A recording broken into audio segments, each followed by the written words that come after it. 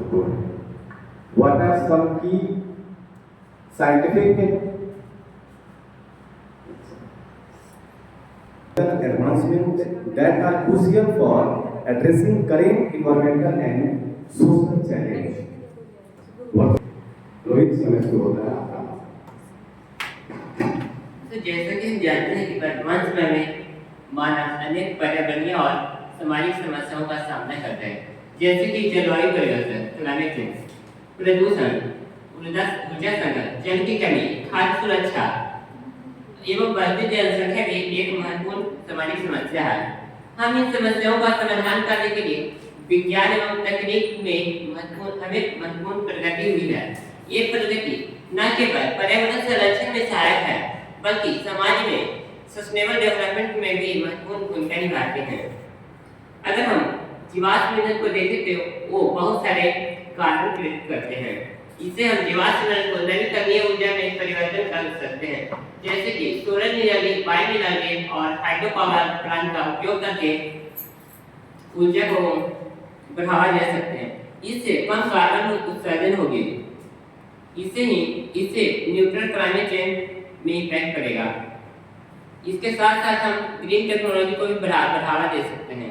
Green technology से संबंध है ऐसे टेक्नोलॉजी जिससे कि कार्बन क्रेडिट कम हो या ना हो।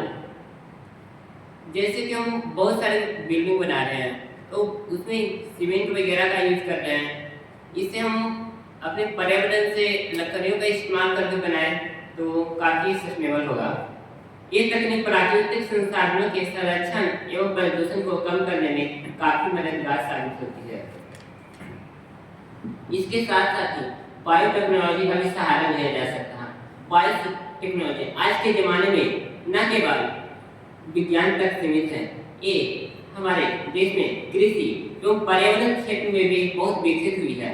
अगर कृषि के क्षेत्र में देखा जाए तो हाइब्रिड बीज, जीएम फसलें जैसे कि बीटी कॉटन, जीएम सरसों का भी इस्तेमाल काफ़ी हो रहा है हमारे देश में।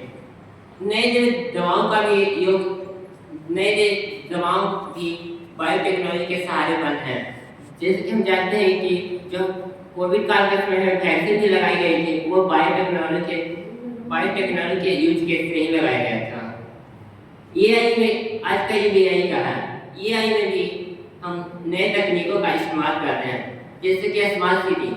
अगर इसके साथ साथ कृषि के क्षेत्र में स्मार्ट फार्मिंग भी की जा रही है, जो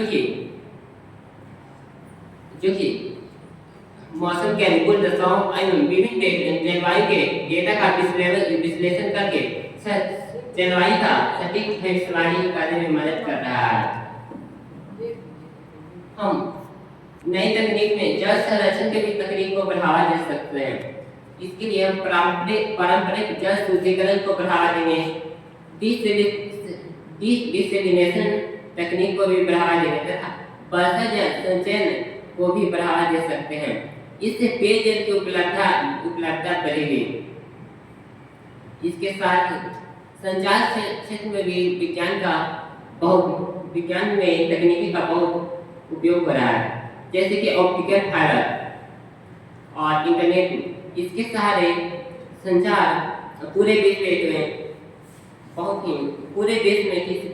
में किसी भी मैसेज के संवाद को पहुंचाना बहुत ही आसान हो गया है। आज के बदलते परिवेश में युद्ध एवं रक्षा भी बहुत ही महत्वपूर्ण है। हमारे देश में भी इसके लिए बहुत तकनीकी योगदान किया जाता है, जैसे कि इजराइल का आयरन डोम टेक्निक बहुत ही फेमस है।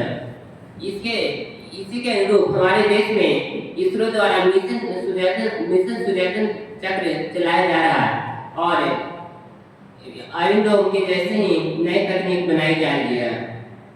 युद्ध में देखा जाए तो हमारे देश के संगठन DRDO ने भीष्मा नाम का पोर्टेबल हॉस्पिटल बनाया है, जो कि युद्ध के क्षेत्र में किसी भी स्थिति में उस हॉस्पिटल को एक स्थान से दूसरे स्थान तक ले जाना बहुत ही आसान हो जाता है।